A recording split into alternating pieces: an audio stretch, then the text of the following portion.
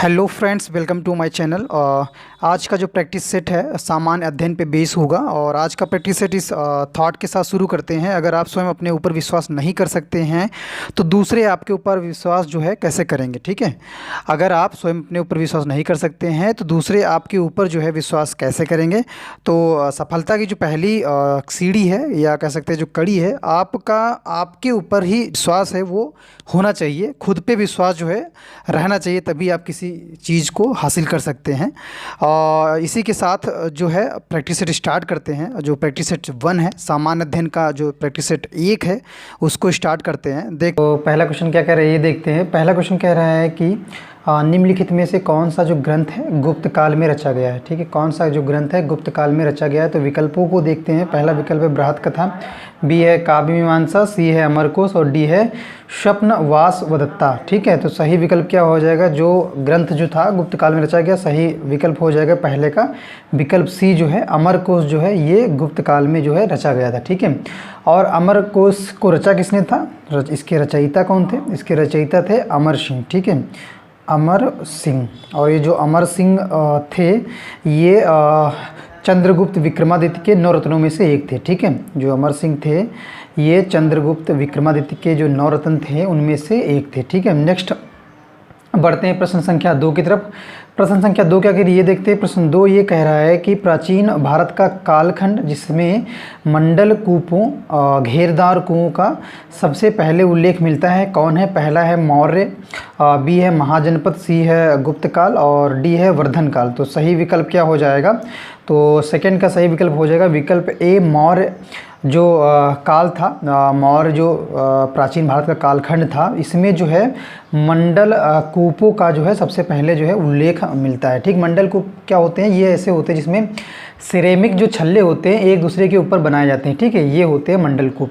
ठीक है, नेक्स्ट बढ़ते हैं प्रश्न संख्या 3 की तरफ। प्रश्न संख्या 3 क्या कह रहा है, प्रश्न 3 कह रहा है नालंदा महाविहार के संबंध में अधोलिखित कथनों पर विचार कीजिए। ठीक है, जो नालंदा महाविहार था उसके संबंध में जो नीचे कथन दिए गए हैं। नीचे कथन पहला है ह्वेनसांग के अनुसार कुमारगुप्त प्रथम द्वारा महावीर की स्थापना की गई, ये पहला कथन है। दूसरा कथन यही है, इसी में यह माना जाता है कि महाविहार बख्तियार खिलजी द्वारा नष्ट कर दिया गया है। तो दोनों ही जो कथन है, तो दोनों कथन के जो विकल्प हैं, जो कूट हैं नीचे दिए गए हैं विकल्प के तौर पे।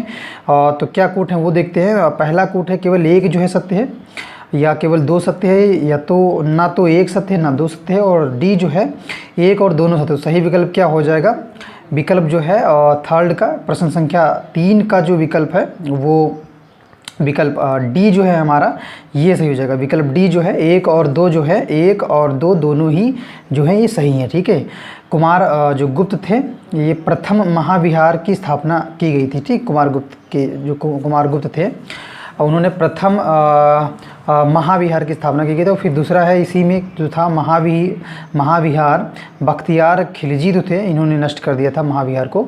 ठीक है, नेक्स्ट बढ़ते हैं प्रश्न संख्या 4 की तरफ। प्रश्न संख्या 4 क्या कह रहा है वो देखते हैं। प्रश्न 4 कह रहा है कि शैलेंद्र वंश, ठीक है, प्रश्न 4 शैलेंद्र वंश के किस राजा को श्रेय प्राप्त है कि उसने कालसन मंदिर का निर्माण कराया। ठीक, कालसन जो मंदिर है उसका निर्माण कर दिया। विकल्प है चूलमणि वर्मन और बालपुत्र देव और सी धर्मवंश और डी है पनंगकर्ण। तो सही विकल्प क्या हो जाएगा, फोर्थ का विकल्प जो डी है वो सही हो जाएगा। फोर्थ का विकल्प डी पनंगकर्ण। ठीक है, पनंगकर्ण का अगर हम पूरा नाम देखें तो इनका पूरा नाम क्या था, इनका पूरा नाम था पनंगकर्ण का तेज पुराण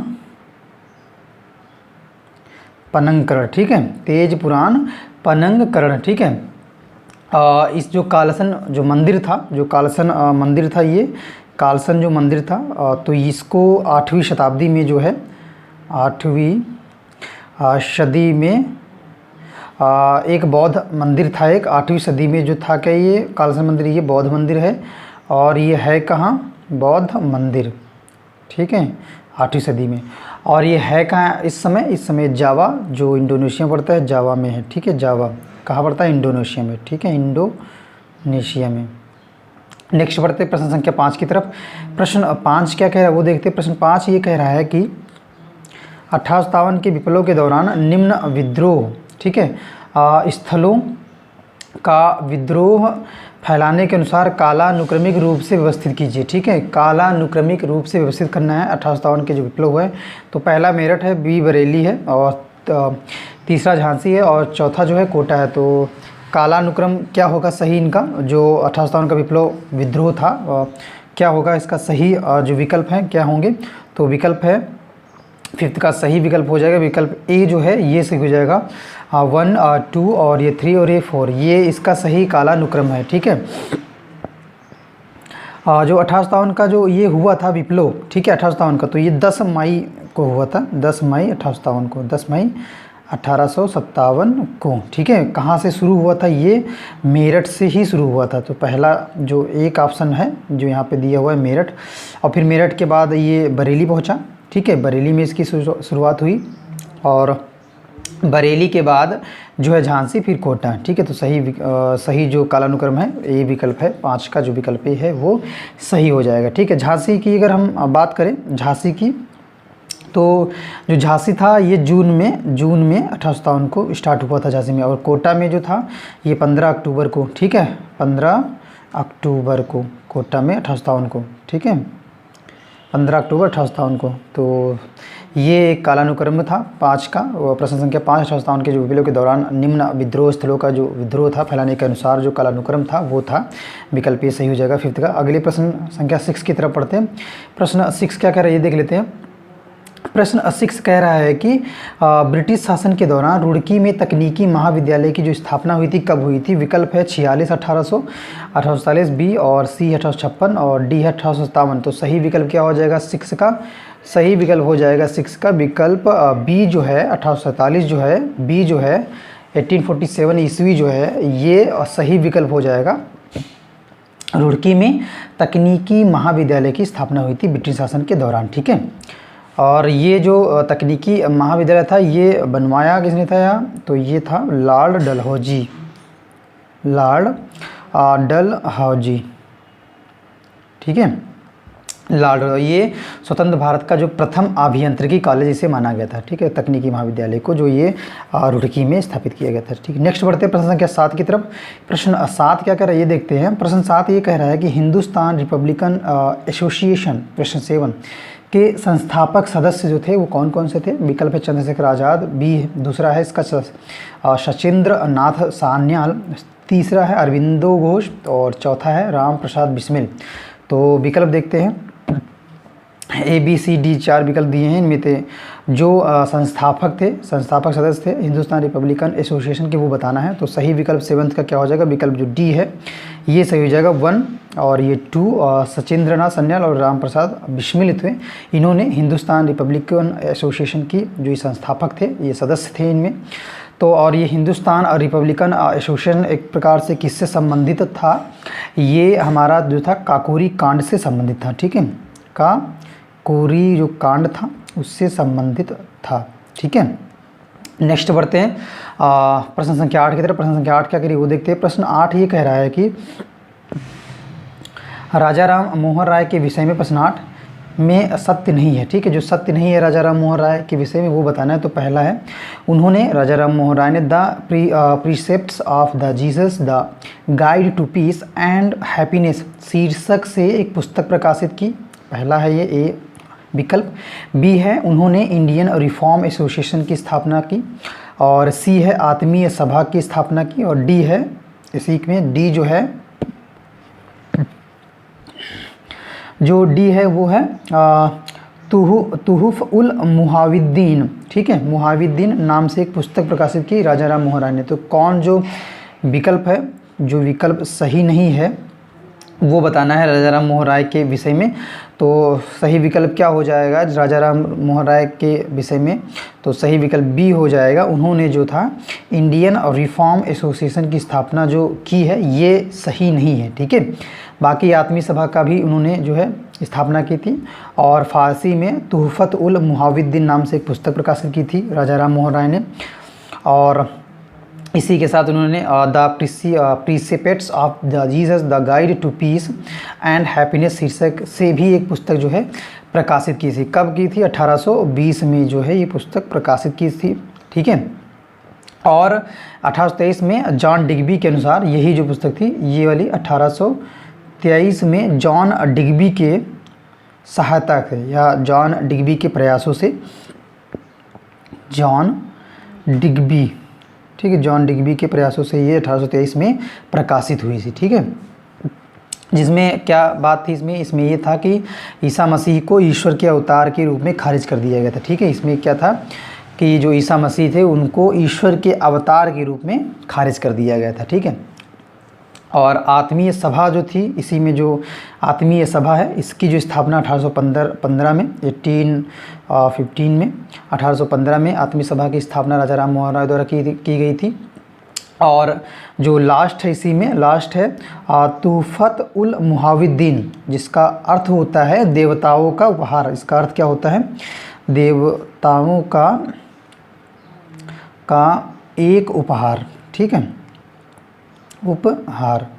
इसको भी राजा राम मोहन राय द्वारा फारसी में जो है प्रकाशित किया गया था। और जो ये है इंडियन रिफॉर्म एसोसिएशन, इसकी स्थापना राजा राम मोहन राय ने नहीं बल्कि केशव, किन्होंने किया था? केशव, आप राइट डाउन करते जाइएगा, केशव चंद्र सेन ने की थी। कब की थी ये? 1870 में, ठीक है। 1870 में केशव चंद्र सेन ने इंडियन रिफॉर्म एसोसिएशन की स्थापना की थी। अगले प्रश्न की तरफ बढ़ते, प्रश्न संख्या 9 क्या कह रहा है वो देखते हैं। प्रश्न 9 ये कह रहा है कि, ये प्रश्न 9 है, कह रहा है कि निम्नलिखित में से किसके द्वारा भारत में इंग्लैंड के प्रचलित नमूने पर अध्यापक प्रशिक्षण संस्थानों, टीचर्स ट्रेनिंग इंस्टीट्यूशन की स्थापना की सिफारिश की गई थी? तो 9th का विकल्प क्या है? हंटर आयोग, बी है शैडलर आयोग, और सी है वुड का डिस्पैच, और डी है रैले आयोग। तो सही विकल्प क्या हो जाएगा? 9th का विकल्प जो सी है, वुड का डिस्पैच जो है, इनकी सिफारिशों के अनुसार जो है इंग्लैंड में अध्यापक प्रशिक्षण संस्थान की स्थापना की गई थी, ठीक है, क्लियर है। और कब की गई थी ये 1854 में, 1854 में, ठीक है, 1854 में की गई थी, ठीक। इस सिफारिशों में अगर क्या था, इन सिफारिशों को अगर देखें इसमें क्या था, वुड का डिस्पैच जो सिफारिश इसमें क्या था, इसमें था कि भारत में जो अंग्रेजी शिक्षा का जो है प्रोत्साहन होना चाहिए, दिया जाना चाहिए, और प्रत्येक ज़िले में कम से कम एक जो सरकारी विद्यालय है उसकी स्थापना की जानी चाहिए। एक जो है गवर्नमेंट स्कूल की स्थापना की जानी चाहिए। और लंदन विश्वविद्यालय की भांति जो है बम्बई, ठीक है, लंदन विश्वविद्यालय की भांति बम्बई और वर्तमान बम्बई और कलकत्ता और मद्रास, ठीक है, जैसे बड़े बड़े जो शहर थे इनमें विश्वविद्यालयों की स्थापना की जो था इसकी सिफारिश थी, ठीक है। अगले प्रश्न 10 की तरफ बढ़ते, प्रश्न संख्या 10 क्या कह रही है ये देखते हैं। प्रश्न 10 ये कह रहा है कि नीचे 2 वक्तव्य दिए गए हैं। प्रश्न संख्या 10, एक अभिकथन ए है और दूसरा जो कारण आर है। तो अभिकथन देखते हैं, अभिकथन क्या कह रहा है, फिर कारण उसका देखते हैं। भक्ति संतों ने आम जनता के मध्य अपनी शिक्षाओं का प्रसार करने के लिए मुख्यतः क्षेत्रीय भाषाओं का प्रयोग किया, ये है अभिकथन। और इसका कारण क्या है वो देखते हैं। कारण है दिल्ली सुल्तानों तथा मुग़ल शासकों ने फ़ारसी को अपनी कार्यालयी भाषा बनाया। तो सही विकल्प क्या हो जाएगा 10th का, ये देखते हैं। तो देखते हैं विकल्प में क्या क्या दिए हैं। विकल्प में दिया है ए और आर दोनों सही हैं, और आर जो है ए की सही व्याख्या कर रहा है। फिर बी है ए और आर दोनों सही हैं, लेकिन जो आर है वो ए की सही व्याख्या नहीं कर रहा है। और इसी के बाद है ए सही है किंतु आर गलत है, और फिर डी है ए गलत है किंतु आर सही है, ठीक है। तो सही विकल्प 10th का क्या हो जाएगा, विकल्प जो बी है, बी जो है, जो विकल्प बी है वो सही हो जाएगा। विकल्प बी जो है ये सही हो जाएगा। ए और आर दोनों जो हैं, कारण और अभिकथन जो है दोनों ही सही हैं, ठीक है। जो कारण है और जो अभिकथन है ये दोनों ही सही हैं, ठीक है। लेकिन जो कारण आर है वो ए की जो है व्याख्या नहीं कर रहा है, क्लियर है। तो इसलिए जो है जो 10th का विकल्प बी जो है वो सही हो जाएगा, ठीक है। 10th का विकल्प बी जो है वो सही हो जाएगा। अगले प्रश्न की तरफ बढ़ते हैं। प्रश्न संख्या 11 क्या कह रही वो देखते हैं। प्रश्न संख्या 11 कह रहा है कि औरंगजेब के काल के लेखकों तथा उनकी रचनाओं में कौन सा सुमेलित नहीं है, ठीक है। औरंगजेब के काल के जो लेखक थे और जो उनकी रचनाएं थी उनमें नीचे दिया गया है। तो उनमें कौन सुमेल नहीं वो बताना है। तो पहला विकल्प क्या कह रहा है, पहला विकल्प कह रहा है कि मिर्ज़ा मोहम्मद काजिम आलमगीरनामा, ठीक है। फिर है मोहम्मद शाकी खुलासा उत तवारीख, बी सी है भीमसेन, अनुष्का है दिलकुशा, और डी है ईश्वरदास नागर, फतूहात ए आलमगीरी, ठीक है, फतूहात ए आलमगीरी। तो सही विकल्प क्या हो जाएगा 11th का बी जो विकल्प है ये जो है सुमेध नहीं है, मोहम्मद शाकी खुलासा उत तवारीख, ये सही सुमेध नहीं है, ठीक है। अगर हम बात करें खुलासा उत तवारीख, ये रचना किसकी है, सुजान राय की रचना है, किसकी, सुजान राय की रचना है, सुजान राय रचना है। किस भाषा में है, ये भाषा किस में है, ये फारसी भाषा में है, इसमें है फारसी भाषा में, ठीक है। और इसमें औरंगजेब जो थे उसके शासनकाल का जो है वर्णन मिलता है। नेक्स्ट बढ़ते प्रश्न संख्या 12 की तरफ।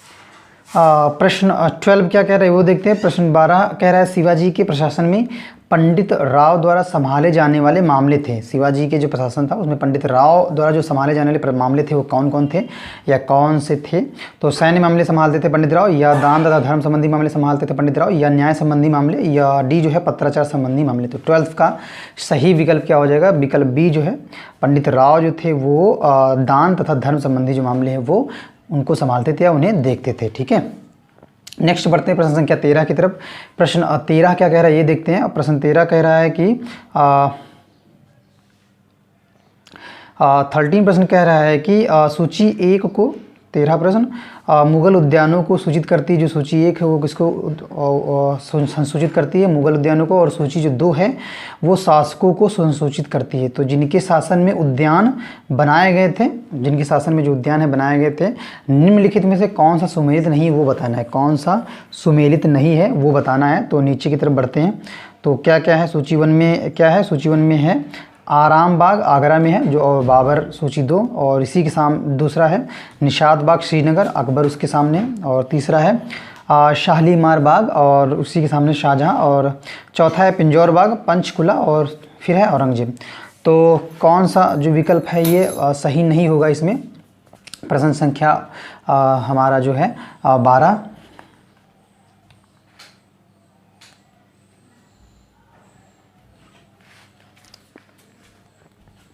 तो सही विकल्प क्या हो जाएगा, विकल्प सही विकल्प क्या हो जाएगा इसमें बी है, जो बी है जो 2 है इसमें, ये जो है सही सुमेलित नहीं है, ठीक है। क्यों, निशात बाग जो श्रीनगर में है, निशात बाग जो श्रीनगर में है, तो इसको अकबर ने नहीं, इसको किसने कराया था, इसको कराया था नूरजहां के जो बड़े भाई थे, नूरजहां के जो बड़े भाई थे, बड़े भाई आसिफ खान नाम था उनका, आसिफ खान ने या आसिफ खान द्वारा कराया गया था, ठीक है। जो ये था निशात बाग, इसको आसिफ खान ने कराया था। आसिफ खान थे कौन, नूरजहां के जो बड़े भाई थे वो थे आसिफ खान, ठीक है। निशात बाग जो है, जो निशात बाग है, ये जो निशात बाग है ये उर्दू का शब्द है, जिसका अर्थ जो होता है, निशात बाग उर्दू का शब्द है और जिसका जो अर्थ होता है हर्ष उद्यान, ठीक है, हर्ष उद्यान। और निशात बाग है क्या एक्चुअल में, ये एक उर्दू जो है शब्द है जिसका अर्थ होता है, अर्थ क्या होता है, हर्ष उद्यान। अगले प्रश्न 14 की तरफ बढ़ते। प्रश्न संख्या 14 क्या कह रही है ये देखते हैं। प्रश्न 14 कह रहा है कि जनगणना 2011 के अनुसार राजस्थान की जो साक्षरता दर है क्या है, ठीक है। जनगणना 2011 के अनुसार राजस्थान की जो साक्षरता दर है वो क्या है। तो विकल्प है 66.11%, बी है 70.50%, और सी है 79.19%, और डी है 79.50%। तो सही विकल्प 14 का क्या हो जाएगा, विकल्प जो ए है, जनगणना 2011 के अनुसार राजस्थान की जो साक्षरता दर थी वो 66.11% थी, ठीक है। ए विकल्प 14 का सही हो जाएगा। और इसमें अगर हम पुरुष की जो साक्षरता दर की बात करें राजस्थान में ही, तो पुरुष की जो साक्षरता दर थी वो थी 79.2%, ये मेल थे। और फीमेल की अगर हम बात करें तो फीमेल की जो महिलाओं की जो साक्षरता दर थी वो क्या थी, वो थी 52.1% जो था, ये फीमेल की जो है साक्षरता दर थी, महिलाओं की साक्षरता दर थी राजस्थान में। अगले प्रश्न 15 की तरफ बढ़ते हैं। प्रश्न संख्या 15 क्या कह रही है वो देख लेते हैं। 15 ये कह रहा है कि 11वां विश्व हिंदी सम्मेलन 18 अगस्त से 20 अगस्त 2018 तक आयोजित हुआ। यह किस देश में आयोजित हुआ था? ठीक है, तो यह किस देश में आयोजित हुआ था? तो सही विकल्प क्या हो जाएगा? 15 का बी जो विकल्प है, मॉरिशस में ये जो है आयोजित हुआ था। अगले प्रश्न की तरफ बढ़ते हैं, प्रश्न संख्या 16 की तरफ। प्रश्न संख्या 16 क्या कह रही है वो देख लेते हैं। प्रश्न 16 कह रहा है कि 3 सितंबर 2018 को चांगवान दक्षिण कोरिया में आयोजित हुई ISSF चैंपियनशिप में महिलाओं की 10 मीटर राइफल स्पर्धा में क्रमशः चौथे और दूसरे स्थान पर रहने पर अपूर्वी चंदेला और एक अन्य भारतीय निशानेबाजों का प्रथम समूह बना, जिन्हें 2020 के ओलंपिक खेलों में कोटा स्थान प्राप्त हुआ। वह अन्य निशानेबाज कौन है? तो सही विकल्प क्या हो जाएगा? 16 का सही विकल्प हो जाएगा। विकल्पों को देखते हैं। पहला विकल्प है 16 में अंजुम मोदगिल, बी है हिना सिंधु और सी है अनीशा सैयद और डी है श्रेयसी सिंह। तो सही विकल्प क्या हो जाएगा? 16 प्रश्न का सही विकल्प हो जाएगा विकल्प जो ए है, अंजुम जो है मोदगिल जो है, ये इसका सही विकल्प हो जाएगा। ठीक है, प्रश्न संख्या 16 का। अगले प्रश्न 17 की तरफ बढ़ते हैं। प्रश्न 17 क्या कह रहा है ये देख लेते हैं। प्रश्न 17 ये कह रहा है कि भारत के प्रधानमंत्री ने हाल ही में घोषणा की है, प्रश्न 17, 2022 तक अंतरिक्ष में मानव युक्त मिशन भेजेंगे। इस अभियान का क्या नाम है वो बताना है। तो बड़ी उड़ान, गगनयान और विराट उड़ान, अंतरिक्ष विजय। तो सही विकल्प क्या हो जाएगा? प्रश्न 17 का जो विकल्प बी है, गगन जो यान है, ये भारत के प्रधानमंत्री ने घोषणा की है कि 2022 तक जो है अंतरिक्ष में मानव युक्त जो मिशन है वो भेजेंगे और इस मिशन का नाम क्या है? गगनयान मिशन। ठीक है, अगले प्रश्न की तरफ बढ़ते, प्रश्न संख्या 18 की तरफ बढ़ते। प्रश्न संख्या 18 क्या कह रहा है वो देख लेते हैं। प्रश्न 18 ये कह रहा है कि 27 अगस्त 2018 को स्पाइसजेट द्वारा भारत की सबसे बड़ी पहली बायोजेट फ्यूल द्वारा संचालित टेस्ट उड़ान किन 2 स्थानों के मध्य भरी गई थी? तो विकल्प देहरादून तथा लखनऊ, फिर देहरादून तथा दिल्ली और शिमला तथा दिल्ली और चंडीगढ़ तथा दिल्ली। सही विकल्प 18 का क्या हो जाएगा? विकल्प बी जो है देहरादून तथा दिल्ली जो है इसका सही विकल्प हो जाएगा। ठीक है, 27 अगस्त 2018 को स्पाइस जेट द्वारा जो है भारत की सबसे पहली बायोजेट फ्यूल, ये बहुत इंपॉर्टेंट क्वेश्चन है, पूछ सकता है। भारत की जो सबसे पहली बायोजेट फ्यूल द्वारा संचालित टेस्ट उड़ान, ठीक है, देहरादून तथा दिल्ली के जो मध्य है वो भरी गई थी। अगले प्रश्न 19 की तरफ बढ़ते हैं। प्रश्न संख्या 19 क्या कह रही है वो देखते हैं। प्रश्न 19 ये कह रहा है कि किस लेखिका को उसके उपन्यास दुखम सुखम, ठीक है, के लिए वर्ष 2017 का व्यास जो है सम्मान जो है दिया गया था? तो 19 का सही विकल्प क्या हो जाएगा? 19 का विकल्प जो हमारा सी है, ममता कालिया जो है, इनको दुखम और सुखम के लिए 2017 का व्यास सम्मान दिया गया था। अगर ये पूछ लेता है कि दुखम और सुखम जो है किसका जो इसकी लेखिका कौन है, तो या लेखक कौन है, तो ममता कालिया जो है सुखम और दुखम के जो है लेखिका भी हैं। ठीक है, नेक्स्ट बढ़ते हैं प्रश्न संख्या 20 की तरफ। प्रश्न 20 क्या कह रहा है वो देखते हैं। 20 प्रश्न ये कह रहा है कि विश्व के पहले थर्मल बैटरी प्लांट का भारत में 6 अगस्त 2018 को उद्घाटन किया गया था। इसका उद्घाटन कहाँ किया गया था ये बताना है। ये प्रश्न पूछ सकता है कि जो थर्मल बैटरी प्लांट है भारत में 6 अगस्त को 2018 को उद्घाटन किया गया था, इसका जो उद्घाटन है कहाँ पर उद्घाटन किया गया था ये बताना है।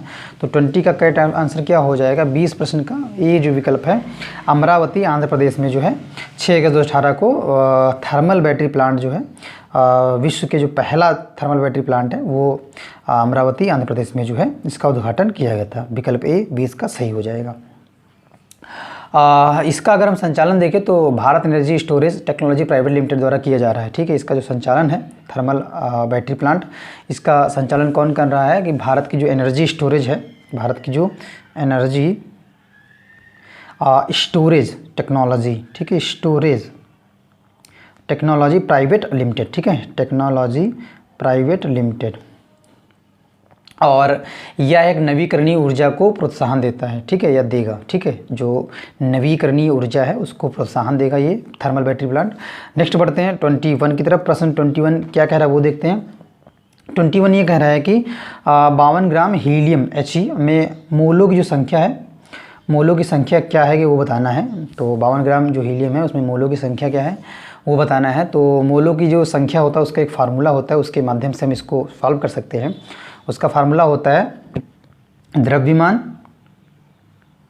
ग्राम में ठीक है, और बटे अणुभार, अणुभार, ठीक है। तो ये फार्मूला लगाएंगे।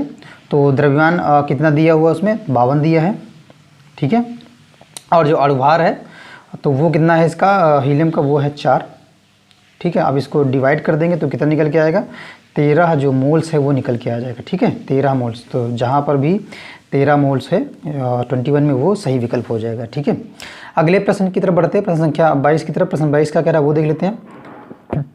प्रश्न 22 कह रहा है जब एक निश्चित द्रव्यमान का पिंड एक ऊंचाई से स्वतंत्र रूप से गिरता है तो, ये एक स्टेटमेंट दिया हुआ है, जब एक निश्चित द्रव्यमान का जो पिंड है एक ऊंचाई से स्वतंत्र रूप से गिरता है तो क्या होता है, बताना है। इसकी स्थितिज जो ऊर्जा है घटती है और गतिज जो ऊर्जा है वो बढ़ती है। फिर है बी, इसकी स्थितिज ऊर्जा बढ़ती है और गतिज ऊर्जा जो है घटती है। सी है, इसकी स्थितिज ऊर्जा और गतिज ऊर्जा दोनों बढ़ती हैं। और इसका जो डी है, विकल्प जो डी है, इसकी स्थितिज ऊर्जा और गतिज ऊर्जा दोनों ही घटती हैं। तो सही विकल्प क्या हो जाएगा, विकल्प जो ए है इसमें, इसका ए जो है ये जब एक निश्चित द्रव्यमान एक पिंड एक ऊंचाई से स्वतंत्र रूप से गिरता है तो इसकी जो स्थितिज ऊर्जा है वो घटती है और जो गतिज ऊर्जा है वो बढ़ती है, ठीक है। स्थितिज ऊर्जा घटेगी और गतिज ऊर्जा जो है बढ़ती है। क्लियर है? क्यों? कि जब कोई पिंड एक ऊंचाई से स्वतंत्र रूप से गिरता है तो उसकी जो स्थितिज ऊर्जा है, जो उसकी स्थितिज ऊर्जा है वह गतिज ऊर्जा में जो है परिवर्तित हो जाती है, ठीक। जिसके कारण होता क्या है, जिसके कारण क्या होता है कि जो गतिज ऊर्जा है, गतिज ऊर्जा जो है, गतिज ऊर्जा में वृद्धि, ठीक है, गतिज ऊर्जा में वृद्धि एवं स्थितिज ऊर्जा में जो है कमी आ जाती है, ठीक है। स्थितिज ऊर्जा में जो है कमी आ जाती है। क्लियर है? अगले प्रश्न की तरफ बढ़ते, प्रश्न संख्या 23 का करीब वो देखते हैं। प्रश्न 23 ये कह रहा है कि नीचे दी गई वस्तुओं में किसकी जो गतिज ऊर्जा है सर्वाधिक है, ठीक है। जो गतिज ऊर्जा है वो सर्वाधिक है। विकल्प क्या है, पहला है द्रव्यमान m तथा चाल v, द्रव्यमान 3m तथा चाल 2v और द्रव्यमान 2m तथा चाल 3v और द्रव्यमान m तथा चाल 4v। तो सही विकल्प क्या हो जाएगा 23 का, विकल्प जो है सी जो है, विकल्प सी जो है, द्रव्यमान 2m तथा चाल 3v जो है इसमें गतिज ऊर्जा जो है सर्वाधिक होगी, ठीक है। आपने काइनेटिक एनर्जी पढ़ा होगा तो उसका फार्मूला लगा के जो है देख सकते हैं, ठीक है, फार्मूला लगा के उसको सॉल्व कर सकते हैं।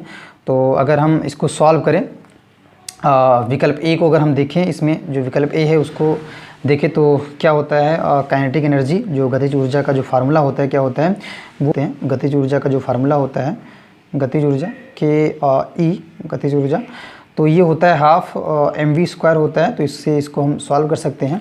तो अगर हम ए विकल्प को देखें तो ए विकल्प में जो पहला विकल्प है तो हो जाएगा हाफ mv²। और फिर इसी तरह हम अगर बी विकल्प को देखें जिसमें दिया द्रव्यमान 3m और जो 2v वेलोसिटी दी है इसकी, तो क्या होगा इसका हाफ mv² का फार्मूला लगाएंगे सेकेंड वाले में। तो हाफ mv² का जब फार्मूला लगाएंगे हाफ mv² विकल्प बी में, ठीक है। तो विकल्प बी में ये क्या हो जाएगा, तो हाफ हो जाएगा ये, और द्रव्यमान कितना है 3m है और इंटू क्या है 2v है, ठीक है। तो 2v², तो टोटल कट करेंगे तो कितना हो जाएगा 6mv², ठीक है, 6mv² हो जाएगा। सेकंड में कितना आ जाएगा 6mv², ठीक है। सेकंड में कितना निकल के बी जो विकल्प में कितना आएगा 6mv² निकल के आएगा। इसी तरह नेक्स्ट विकल्प सी में हम निकाल के देखेंगे। जो विकल्प सी दिया है इसमें हाफ mv² का फॉर्मूला लगाएंगे, हाफ और m कितना दिया है 2m, तो 2m हो जाएगा, इंटू दिया है 3v तो हो जाएगा 3v, ठीक है। तो ये ब्रैकेट में रहेगा स्क्वायर 3v² होगा। तो ये निकल के इसको सॉल्व करेंगे तो कितना आ जाएगा, इसमें आ जाएगा 9mv², ठीक है, ये 9mv² निकल गया। इसी तरह जो विकल्प डी है, डी में द्रव्यमान m दिया है और जो वेलोसिटी 4v दी है। तो डी वाले को भी देख लेते हैं, डी वाले में हाफ देख लेते हैं और डी वाले में इसका जो है तो हाफ mv² होता है काइनेटिक एनर्जी गतिज ऊर्जा का फार्मूला। तो m कितना दिया है, m की जगह m ही दिया है और मास ही दिया है और फिर दिया है 4v, तो यहाँ पे हो जाएगा 4v²। इसको सॉल्व करेंगे तो कितना निकल के आएगा, कट के आएगा हमारा 8mv², ठीक है। तो ए विकल्प में कितना निकला है, ए विकल्प में निकला है हाफ mv², इस वाले में हाफ mv²। और फिर निकला है बी वाले में, अगर हम बी की बात करें तो बी वाले में निकला है 6mv²। सी वाले में निकला है हमारा 9 mv²।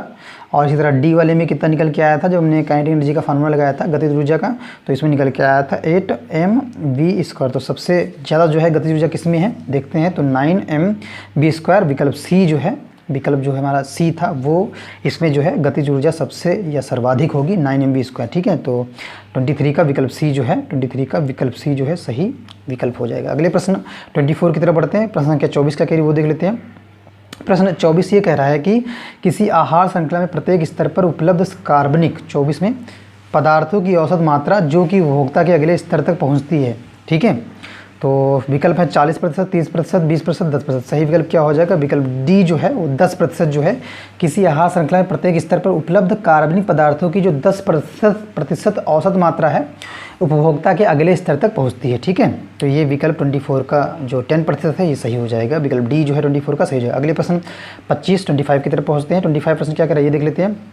25 प्रश्न कह रहा है कि मानव कोशिका में गुणसूत्रों की जो संख्या होती है क्या होती है, तो 20 होती है या 36 होती है या 46 या 96, 96।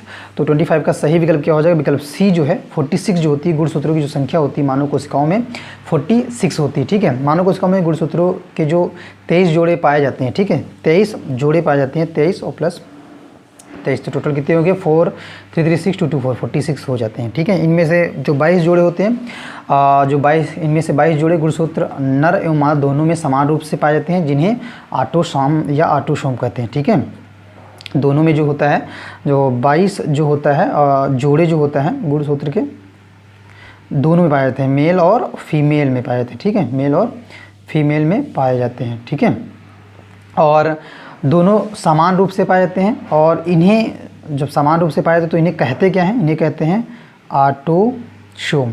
ऑटोसोम कहा जाता है। जो 23वां जोड़ा होता है दोनों में अलग अलग होता है। इसमें जो 22 जोड़े तो समान रूप से पाए जाते हैं, लेकिन 23वां जोड़ा होता है 23rd या 23वां जो जोड़ा होता है उस दोनों में अलग होता है। ठीक है, दोनों में फीमेल और मेल में अलग अलग होता है। ठीक है, और तो इन्हें बोलते क्या हैं, अलग अलग होते हैं, और इन्हें क्या बोलते हैं, इन्हें बोलते हैं सेक्स क्रोमोसोम। इन्हें बोलते हैं सेक्स क्रोमोसोम। ठीक है, क्रोमोसोम बोलते हैं। ठीक है, और अगर हम बात करते हैं डाउन सिंड्रोम या एडवर्ड सिंड्रोम या पटाऊ सिंड्रोम आदि गुणसूत्रों में विफथन का एब्रीविएशन परिणाम होता है। ठीक है, डाउन सिंड्रोम या एडवर्ड सिंड्रोम एवं पटाऊ सिंड्रोम आदि जो गुणसूत्र में विफथन का परिणाम है। ठीक है, अगले प्रश्न 26 की तरफ बढ़ते हैं। प्रश्न संख्या 26 का वो देखते हैं। 26 ये कह रहा है कि भारतीय संविधान में अंगीकृत वेस्टरमिस्टर मॉडल का संबंध है। वेस्टरमिस्टर मॉडल का संबंध है, तो विकल्प है अध्यक्षात्मक प्रणाली से, धर्मनिरपेक्ष राज्य से, संसदीय प्रणाली से, गणतंत्रवाद से। तो सही विकल्प 26 का क्या हो जाएगा, विकल्प सी जो है संसदीय प्रणाली से जो है वेस्टमिंस्टर मॉडल का जो है संबंध है। ठीक है, ये वेस्टमिंस्टर मॉडल जो है ब्रिटेन में विकसित होने वाले शासन की एक लोकतांत्रिक संसदीय प्रणाली है। ठीक है, कहाँ पे, ब्रिटेन में। ठीक है, ब्रिटेन में कैसी प्रणाली है, लोकतांत्रिक संसदीय प्रणाली है। ठीक है, इस व्यवस्था का नाम जो है लंदन के पहले साहब वेस्टमिंस्टर के नाम पे आता है, जो ब्रिटिश संसद का सभा स्थल है। ठीक है, जो ये वेस्टमिंस्टर है ये लंदन के पैलेस का नाम है, ऑफ लंदन का जो पैलेस है पैलेस ऑफ वेस्टमिंस्टर। ठीक है, लंदन का जो पैलेस है नाम है, क्या नाम है उसका, पैलेस ऑफ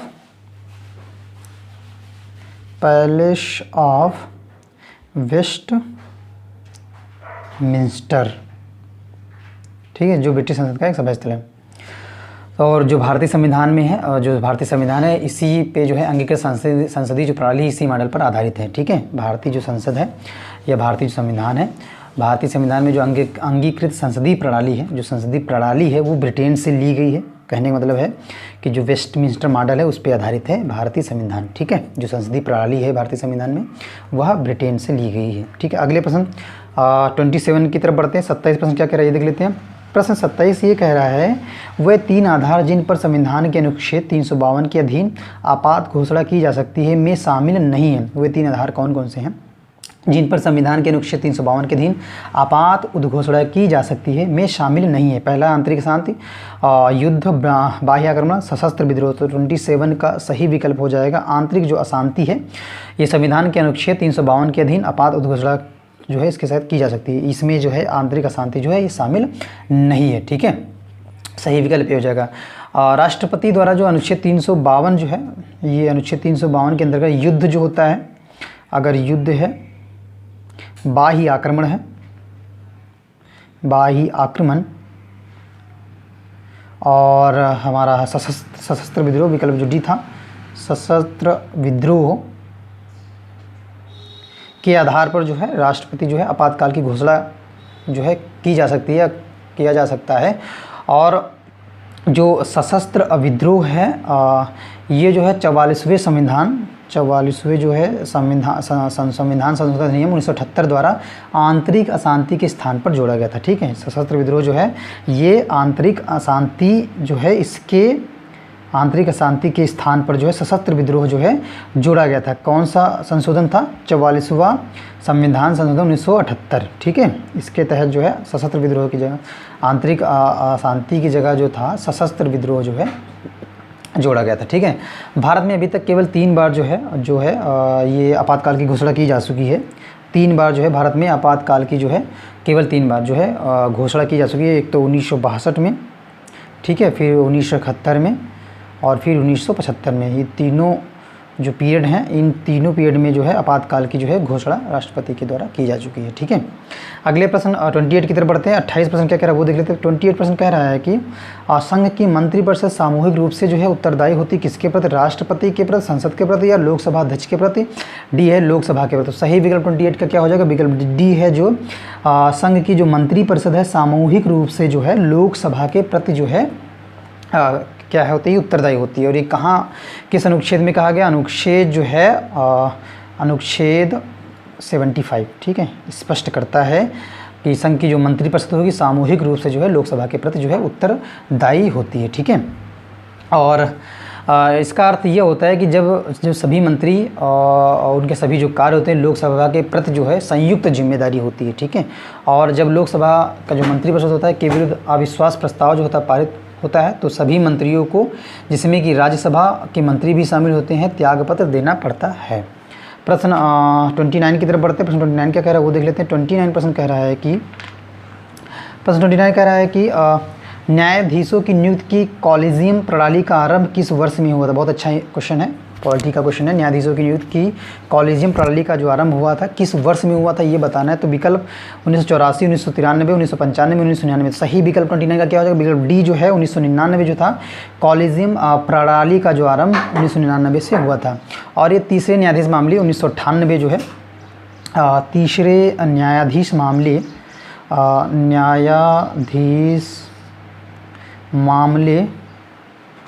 1998, ठीक है, में न्यायालय ने मत दिया था कि भारत के जो मुख्य न्यायाधीश एवं 4 वरिष्ठतम न्यायाधीशों की सलाह के आधार पर ही जो राष्ट्रपति है अनुच्छेद 124 के अंतर्गत जो है, अनुच्छेद 124 के अंतर्गत राष्ट्रपति जो है वो न्यायाधीशों की जो नियुक्ति जो है, न्यायाधीशों की नियुक्ति जो है की जाएगी, या न्यायाधीशों की जो नियुक्ति है की जाएगी राष्ट्रपति के द्वारा।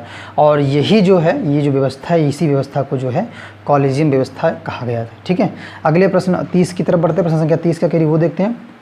प्रश्न 30 कह रहा है कि सर्व शिक्षा अभियान के लक्ष्यों के अनुसार 6 से 14 वर्ष आयु के सभी बालकों के लिए प्रारंभिक शिक्षा किस वर्ष तक उपलब्ध हो जानी चाहिए? 30 प्रश्न। तो विकल्प है 2005 तक, या 2010 तक, या 2000 तक, या 2020 तक। तो सही विकल्प क्या हो जाएगा? बी विकल्प है 2010 तक जो है। 30 का सही विकल्प 2010 जो है ये सही विकल्प होगा। 6 से 14 वर्ष के जो आयु वर्ग के सभी बालक के लिए जो प्रारंभिक शिक्षा है इस वर्ष तक जो है उपलब्ध हो जानी चाहिए। ठीक है, अगले प्रश्न 31 की तरफ बढ़ते हैं। प्रश्न 31 क्या कह रहा है वो देख लेते हैं। 31 कह रहा है ई गवर्नेंस सेवाओं के लिए सुविधाजनक, प्रभावी और पारदर्शी तरीके से ICT सूचना एवं संप्रेषण तकनीक का अनुप्रयोग है। निम्नलिखित में से कौन सा लक्ष्य जो है टारगेट समूह सम्मिलित है? 31 सरकार, नागरिक या व्यापार या लाभार्थी समूह या उपरोक्त में से सभी। तो सही विकल्प क्या हो जाएगा? 30 का डी जो है सभी के लिए, सरकार के लिए, नागरिक के लिए और व्यापार एवं लाभार्थी समूह के लिए। ठीक है, अगले प्रश्न 32 की तरफ बढ़ते हैं। प्रश्न संख्या 32 क्या करिए वो देख लेते हैं। 32 प्रश्न कह रहा है एड्यूसैट सर्वप्रथम कौन से माह एवं वर्ष में प्रक्षेपित किया गया था? एड्यूसैट जो है किस माह में प्रक्षेपित किया गया था? सही विकल्प क्या हो जाएगा? 32 का।